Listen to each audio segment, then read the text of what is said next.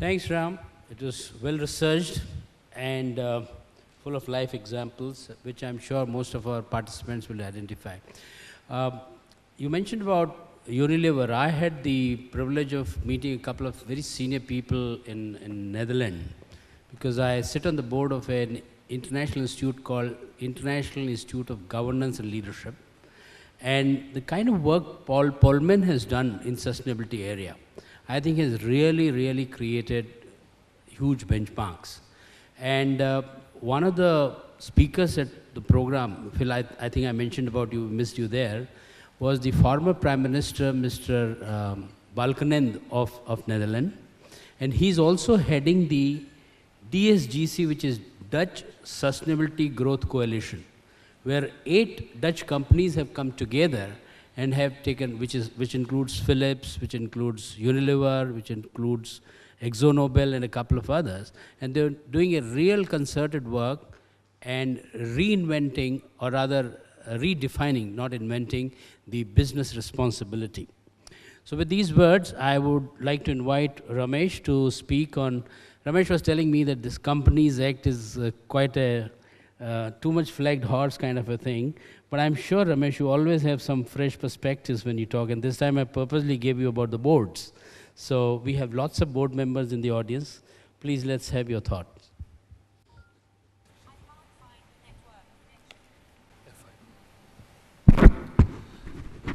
Thank you, MK, and thank you, Ram. First of all, thank you for changing the batting order. As you know, India are the world champions in limited over cricket, and they've done that by having their best batsmen having a large number of overs to play, and not having the best batsmen having the least overs. So you've done the right thing, and thank you very much. We've had 2 great topics, and rightly so. This topic of Companies Act perhaps has been there for a long time now. It's since September 2013, or in a way, even before. But you chose this topic about impact of New Companies Act on the board. And as you mentioned that, I was wondering as to what then is left. Because it's the entire Companies Act, the buck stops at the board. So when you're looking at financial reporting, you're looking at CSR, you're looking at governance, you're looking at compliance, you're looking at any aspect of the Companies Act, the ultimate responsibility is of the board and not of the shareholders. So effectively, if you really want me to speak on impact on the board, I think it would take the whole thing. But I presume you meant more in terms of governance. So let me talk about it. But before we get on to the specific matters relating to the board, I think we need to pause and look at the big picture. When you look at the big picture in India, the challenge is not about the law. You could get into the fine print of the law and say this law is great, written very well, and it addresses all the issues. Or you could complain about the law being ambiguous and therefore causing a lot of problems. But the real issue in India is not the law, but the quality of administration of the law. So we have to bear in mind that whenever we look at provisions of the law, the quality of administration of the law. And this is borne out, and if you get into the World Bank study which is done, which ranks India into ease of doing business, India, as you know, is ranked 142 out of 189 countries in ease of doing business. And if you get down to the individual elements of that ranking, one of the elements is enforcing contracts. And in enforcing contracts, we are ranked, I think, 186 out of 189. We are almost the worst in the world. That is because of our judicial system. We have 30 million cases pending in the high courts. In the courts, about 4 million cases in the high courts, and maybe 700,000 cases in the Supreme Courts. So if you look at a piece of legislation, and you look at anybody complying or not complying with the legislation, or anybody wanting to seek justice or redressal, they have to go through this system which could take ages. That is the large concern. It's never about the provision of law. Now, if you look into that ranking, you could also take pride in the fact that we are ranked 7 out of 189 in investor protection, minority protection of minorities. It's a great ranking to be in. But the bottom line is, when you have a new legislation and when you talk of boards, you're looking for ease of doing business. The law has to be an enabler. And if you study this law and look at some of the provisions which may seemingly be great, there are no doubt it's a great law. I'm not trying to say here, be critical of the law. But when you look at some of those provisions, you find that the lowest common denominator on the basis of which the law has been framed seems to be fraudulent companies. And when you have discussions with the government, with various people across, they always speak of the 3 S's. They say Satyam, Sarda, Sahara. Right or wrong, I don't know. But this is the mindset. When you get into the rules and say, this rule relating to acceptance of deposits is actually hindering acceptance of deposit, they say, then what about a particular scheme of one of these companies? They say, what about that scheme? How do you plug that loophole?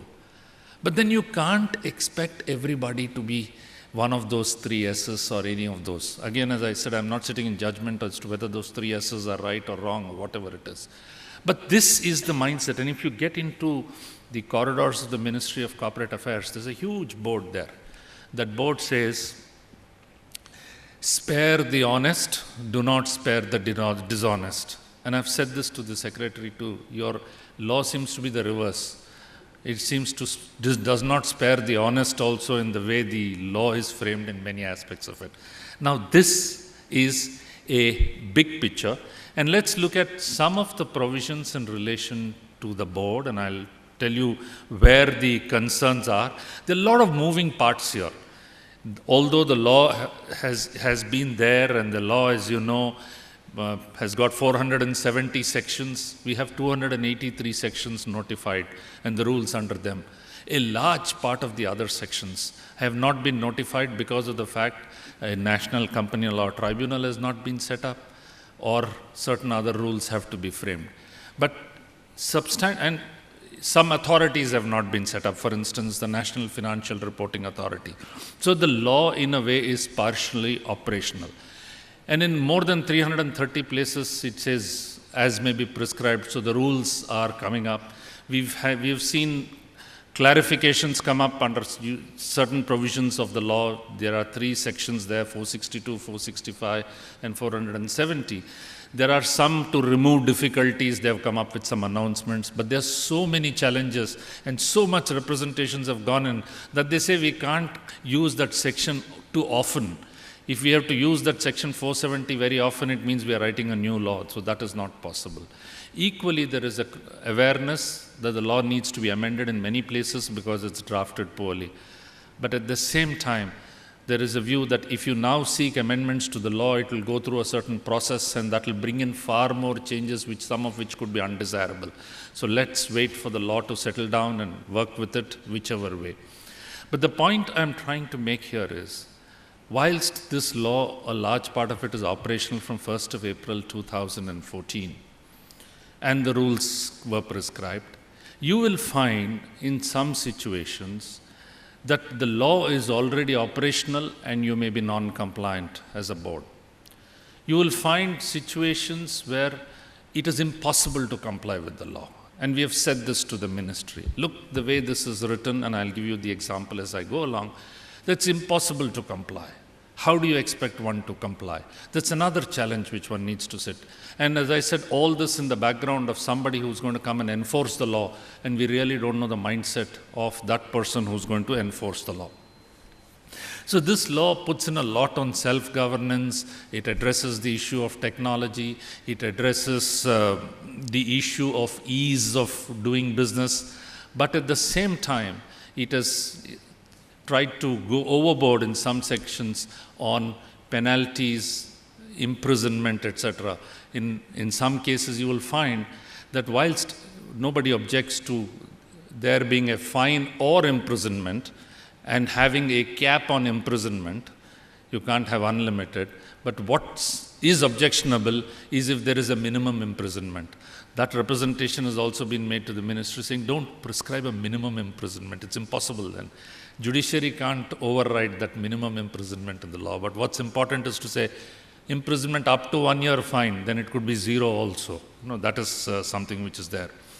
So I won't get into the part of the law in terms of all of its benefits, but clearly let me spend time on this particular aspect. If you look at this particular slide, I think you'll get a big picture. Given the time, I think I'll focus on this. You have these 4 elements: governance, directors, accounts, and audit. Accounts and audit is a large part of the responsibility of boards. We can't get away from it, and it's part of the governance mechanism. Let's look at the governance part of it. It deals with this new concept of vigil mechanism, and I say new, I mean, in a way, the focus is on vigil and fraud. Now it's part of the law. The second, this concept of key managerial personnel, and I'll talk about, again, key managerial personnel, which is another important piece, because boards have a responsibility, oversight responsibility insofar as key managerial personnel, including their appointments. The third item where there's a lot of angst, and there is still considerable issues, is in the whole area of related party transactions. This is a challenge area for boards. Boards are saying, and thankfully I'm not a director on any board, because as a practicing accountant, we don't sit on boards. But I can imagine the concern which a director on a board or an independent director has as to how do I deal with the subject of related party transaction. There is significant judgment involved, and you expect the board to be accountable, because based on that judgment, the process changes. Either it goes to the shareholder or it doesn't go to the shareholder. And you have vague terms there. Guidance is yet to come out, and that's a third element. How do you comply with a law where some terms are vague? There is no guidance as yet. And that is, let's say, the issue of arm's length, for instance, or the issue of business relationship, issue of fiduciary relationship. There are a whole host of pecuniary interest. There are many terms which one is seeking guidance in the way it is. And the fourth is all the oversight through committees. In some, like say in the nomination and remuneration committee, there is concern about the wording about remuneration policy for directors, key managerial person, and other employees is the wording. They say, why should you get into having directors framing a policy for other employees? That's an operational issue. So some terminology there which everybody is worried about. And if you look at the directors portion, rules around independent directors, duties, liabilities, enhanced responsibilities, performance assessment. So if you look at overall, there are 6 elements one is looking at. First, they're trying to address it through structure. Structures to ensure independence, structures to ensure operational flexibility, structures to ensure that boards are of quality. That would mean limits. That would mean ensuring who should be appointed on boards. That should also, and that would also deal with, in some way, on the threshold limits for having some of these structures. The second part, once beyond structures, is to set expectations, lay down roles and responsibilities. This law lays down roles and responsibilities. So you have set the structure, you have laid down roles and responsibilities. Then the third is the process. And the process details in many of these what should be part of board meetings, what should independent directors do, how should a certain transactions be approved. So that's the whole issue of process. Then you have the fourth element, which is disclosures and reporting. By ensuring that certain actions are actually confirmed by way of disclosure, you're forcing that action to happen. And the fifth is the oversight, where you have auditors reporting on certain things, or you have issues around company secretaries doing a secretarial audit. And the sixth is the penalties and punishment. So if you look at all of this is done through these 6 elements, which is the structure, which is the expectations, which is the roles and responsibilities, which is laying down the process, which is making disclosures and reporting, and then you have oversight, and then you have enforcement. Now, if you look at this whole issue of reporting and disclosures, Look at the portion in accounts below, internal financial controls. The law requires that the board confirm that there are internal financial controls in place. In the normal course, it's not an issue. But the way the section is worded or the definition is worded, it's too sweeping. And second, there is no guidance as yet. Third, whether it applies to the standalone company or whether it applies to the parent and all of its subsidiaries is not yet clear, or clarity is not there. But the section is already operational. So when this representation was made repeatedly as to how do you expect directors to comply with this thing about internal financial controls, which is the framework which you are expecting them to comply is not specified. Is it the COSO framework, the Committee of Sponsoring Organizations? Is it the Canadian Institute framework or the English Institute framework? Second, which part of that framework? The COSO framework has 3 elements. It deals with operations, it deals with compliance, it deals with reporting. Internationally, in many areas, it is only on internal controls on financial reporting. And the third aspect as to whether it applies to standalone or across the board to a company and its subsidiaries wherever they are situated. No guidance is yet. But we've already had 11 months, we've already had maybe 7 to 8 months of the year almost over.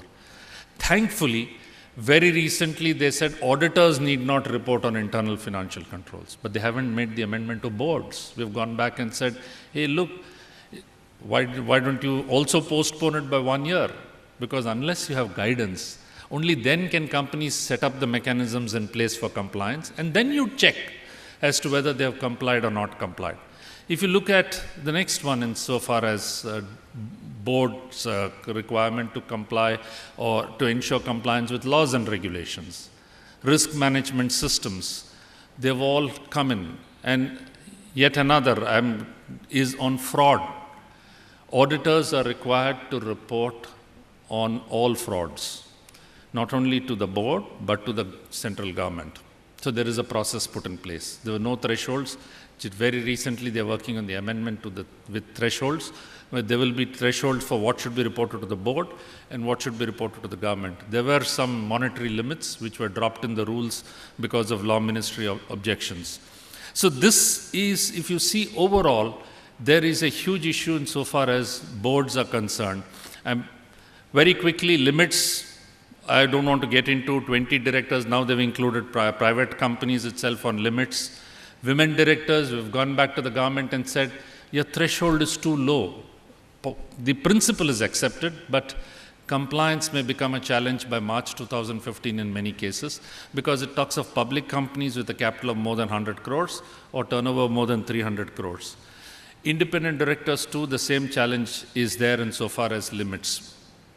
There's a requirement for independent directors to have a meeting independent of all other members of the board. So that is another new thing. Key managerial personnel. Again, we've gone back to the ministry and said, you've got these 3 levels, managing director, company secretary, CFO. And you've said it should be for all listed companies and unlisted companies with a paid-up capital of just 10 crores.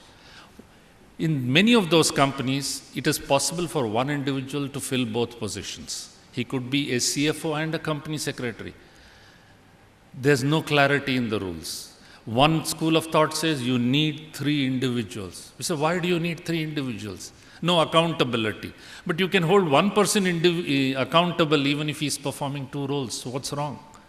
So one is facing a challenge as to why should government prescribe a structure and impose a structure on businesses which adds to the cost? You need these functions performed.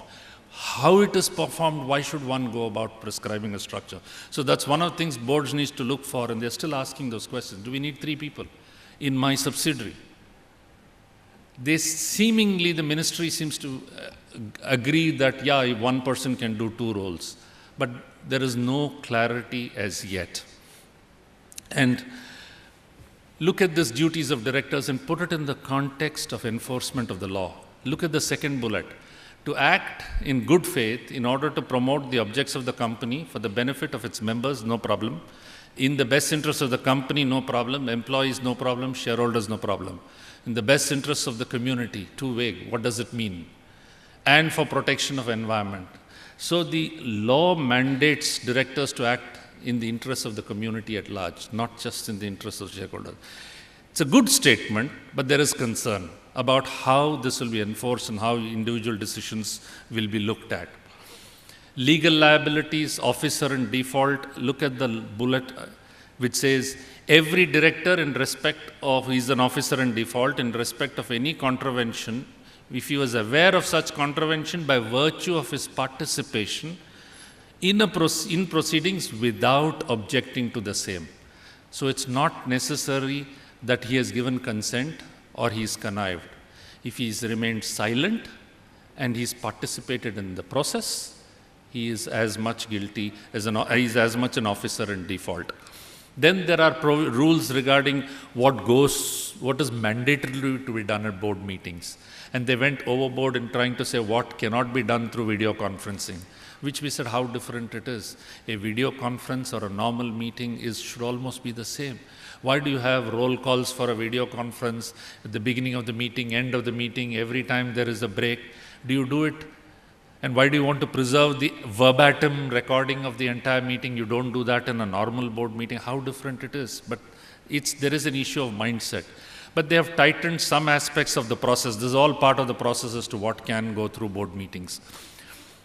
Disposals, they have tightened insofar as undertakings. Now, committees on the board, yes, there is this new nomination remuneration committee in a way, or the CSR committee. There's a stakeholder relationship committee. But the challenge is, if it were applied only to listed companies, it would have been easier. When it's applied to public companies, and I have known cases where a public company, there is only 0.5% public shareholding, but there are 10,000 shareholders, 0.5% of the total capital. That's because of a series of mergers, then you're left with all of that. Yet those rules apply. In effect, it is almost private multinational company. Secretarial standards, I don't want to spend. Loans to directors is a complete prohibition. Directors and director-interested parties, there were some issues here in terms of loans to wholly owned subsidiaries, but that has been taken care of. Intercorporate loans, this is another area. One of the issues which one constantly asks is, why do you micromanage? Why do you mandate at what rate of interest a loan should be given? Why should you say it should be at a yield on government bonds, even to a wholly owned subsidiary or even to a significantly owned subsidiary? Shouldn't that be a commercial transaction and the directors be left to decide in an appropriate manner? But no, the law mandates it now. And that seems to have some operational issues in the way it is. Provisions relating to fraud, it's a serious issue because the definition of fraud under Section 447 is so wide. And tomorrow when something happens, they will say, look, this particular thing was already there. It's too wide. And when you get into other elements of fraud, which is bribery and corruption, I think it's even more challenging. Related party transaction, the single biggest challenge, and which I said difficulty of compliance, is the definition of relative. It's impossible of compliance. And I've said this to everybody, including the minister, because if you look at all of these relatives, whether it's son, daughter, we have said fundamental to the issue of relative has to be the principle of control or influence, financial dependence. If I have a brother who is not financially dependent and he is in the United States, how can I know what he is doing? How can he even be expected to comply? Why is he obliged to share information? For that matter, you say daughter's husband, son, very difficult to get information perhaps. How? How would I know? And you stretch this by dimension into the companies in which they are, the investments they have made, impossibility of compliance. Introduce the principle of financial dependence. They've said, okay, tell us how. Give us definitions. But all I'm trying to say is the clock is ticking. You may be non-compliant in many of this. Then the whole in related party transactions, thankfully there was some disconnect between what SEBI came up for listed companies in terms of granting omnibus approval. That's now coming up in the Companies Act. Penalties, as I said, there's a whole issue of penalties. CSR, all I want to say is on CSR is, what one is seeking clarity today is, what should one count for CSR? It's good to say 5% of own employees you can take, all that is fine. The whole issue of ultimately ensuring compliance with 2%, which are the ones you count, how do you do it? And the second issue which one is awaiting clarity is CSR something which you account for as you incur during the year? Or do you need to, if you're a company with quarterly results, do you need to set apart 2% each quarter? No clarity. Because if it's an obligation, it needs to be set aside. But if it is sort of a name and shame, saying if you don't spend, there is no penalty if you don't spend. There is no carryover obligation, nor is there a carry forward benefit if you have spent more. So one is awaiting clarity in all of this. And there was this mention about CSR. I just want to take a minute to add on what Mukund said. To say even in Deloitte, what we do is convert CSR from an initiative to a movement. On a single day, we are in the Limca Book of Records for that. On November 28, too, we had 27,000 employees on a single day undertake social activities. All from the senior-most to the junior-most are out in the field. This is in addition to what what one does during the year, so that it gets into the individual DNA, and that's what is required. I trust I have maintained time. Thank you very much, ladies and gentlemen, for a patient hearing. Thank you, Ramesh. I think you will all agree it was one of the most erudite commentary that I have personally heard on companies law in such a short period. Thanks, Ramesh. In Hindi, they say Gagar mein Sagar. We have tried to compact everything within this short period of one session. Ramesh touched upon several points, and because the theme of his presentation was impact of companies law, or act rather, on the independent directors or directors per se and the board.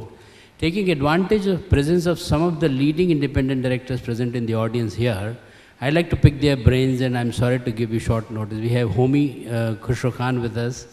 We have Uday Khanna, who till recently was chairman of the Lafarge, now chairing the Bata. He sits on various other companies board. Hari Mundra we have. We have E.A.K. Ksheersagar. Gentlemen, I'd like you to kindly opine, because this opportunity is rare that we have such an audience, and after having heard the commentary from Deloitte chairman. Maybe if I can come to you, Homi. What are your thoughts? How has the new Company Act impacted the board, more focused towards independent directors? Can someone get the mic here, please?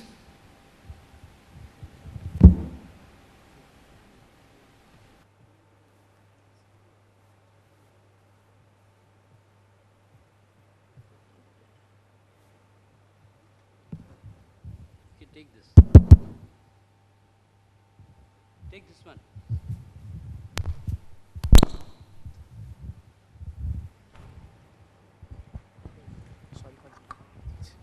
Well, first of all, I think the New Companies Act is still evolving, so it's difficult to sort of say immediately what the impact is.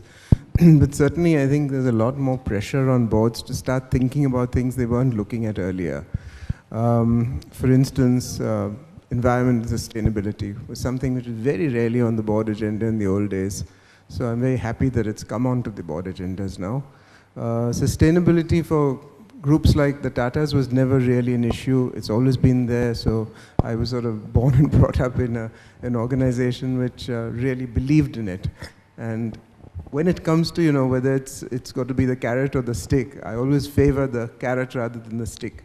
So I would prefer companies over a period of time to really appreciate some of the good which can come out of this and commit themselves to doing the right thing, rather than waiting for statute and compliance.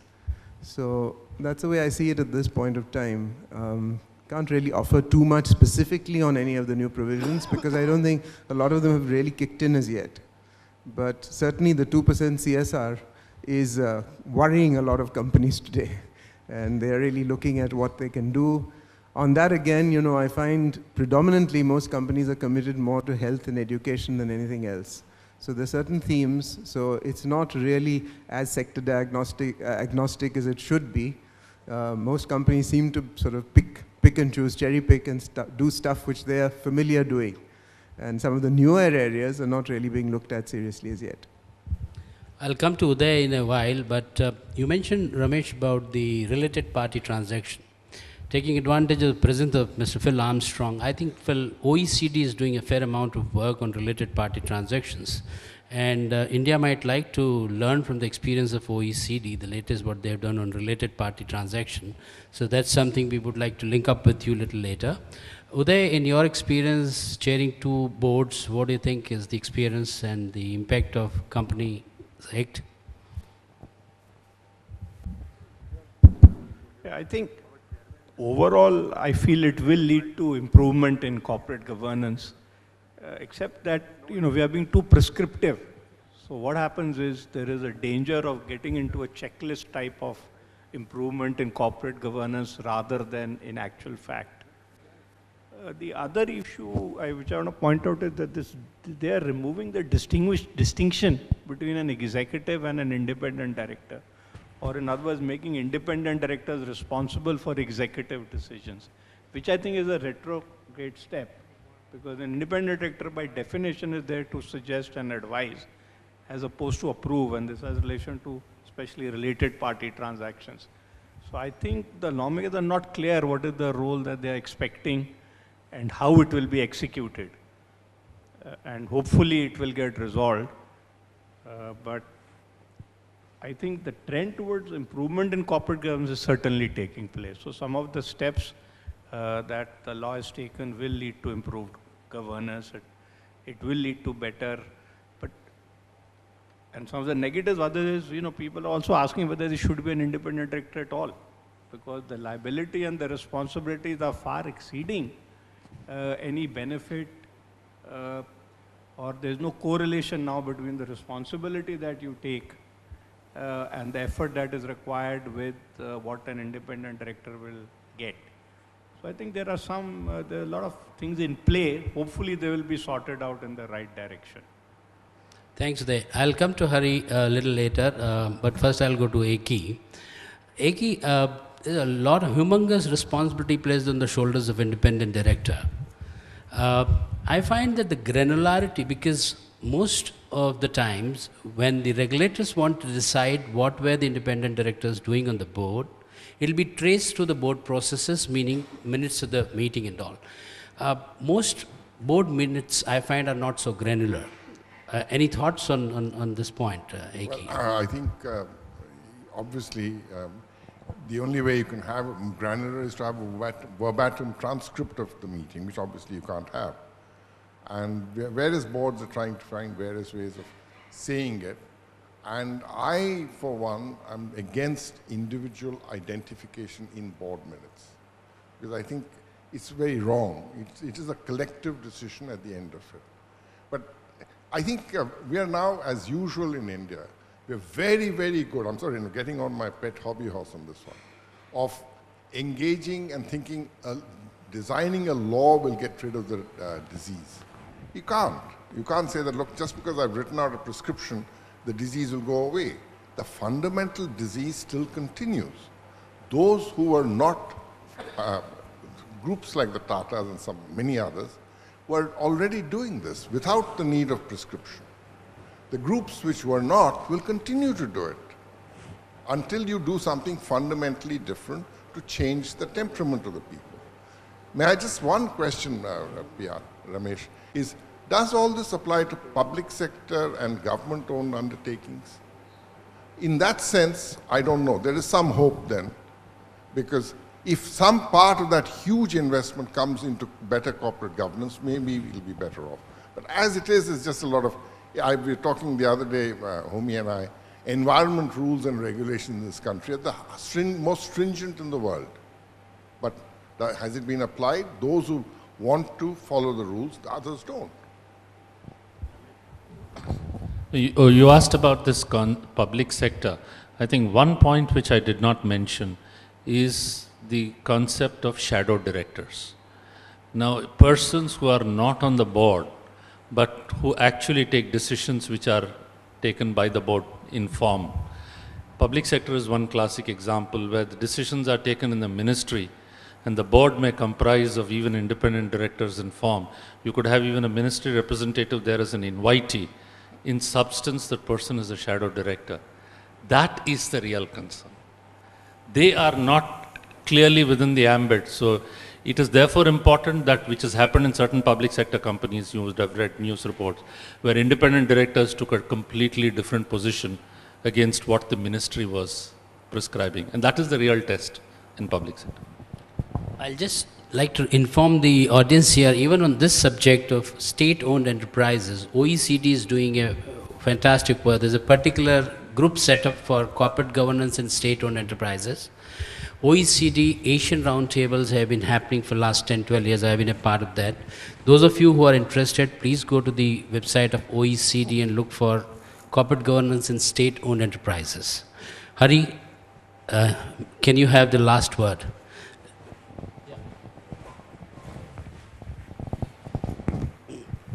Yeah, I think there are two provisions with regard to the independent directors which are really, in my view, the game changers. And we have not yet realized it. One is the definition of officer in default, which includes now the independent directors.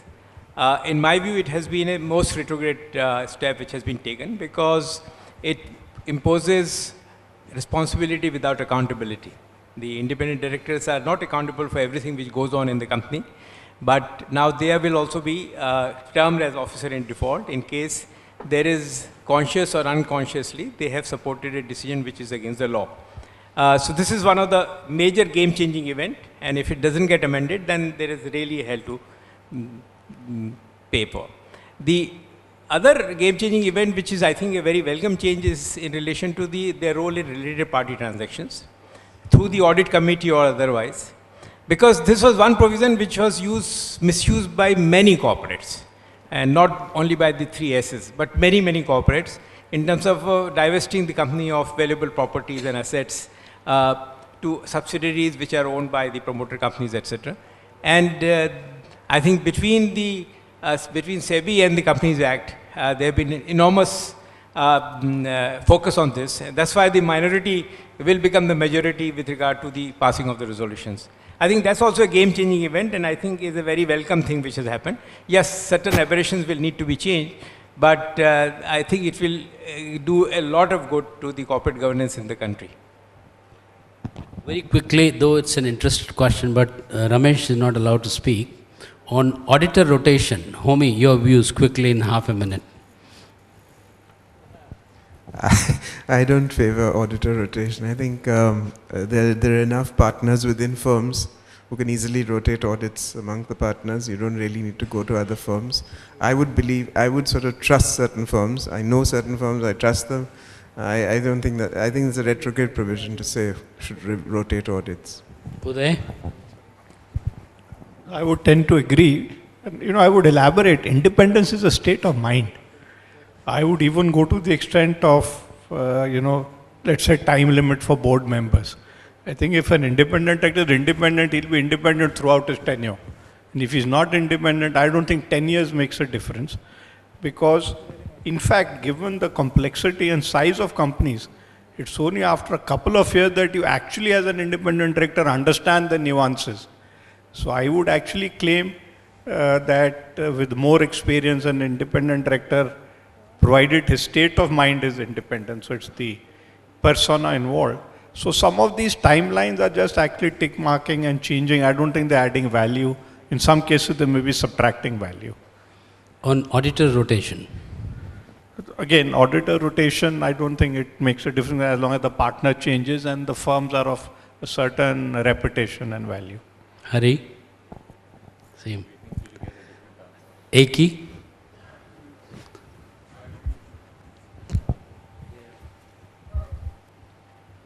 I agree entirely.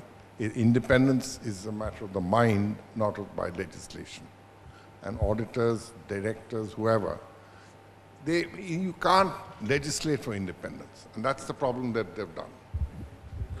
Thank you. I think in the interest of time, we will have to stop here because some of the awardees must have already begun to come in the Norton room. Over to Minoti, some niceties. Thank you very much for chairing the session. Thank you very much, members of the audience, for your thought-provoking questions and thoughts. And thank you very much, eminent speakers, for so generously sharing your views. Before we do end this session, would like to request Mr. M.K. Chauhan to please present a token of appreciation, which is the book Customer in the Boardroom by Rama Bijapurkar, to our eminent speakers on the dais. So if I may please request Mr. M.K. Chauhan to present the memento to Mr. P.R. Ramesh.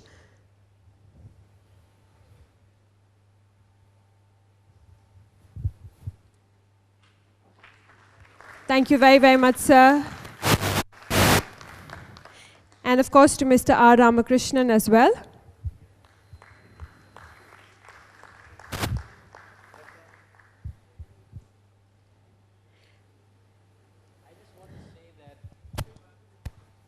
All these books are personally autographed by our friend and one of the most popular women independent director, Rama Bijapurkar. She is the author. She has signed all of them personally, autographed, and that's what we are. And it's Customer in the Boardroom, which is a very interesting theme. I'm personally, I like the book very much. I hope if you've not read it, you will enjoy reading it. Thank you, sir, once again. Thank you very, very much.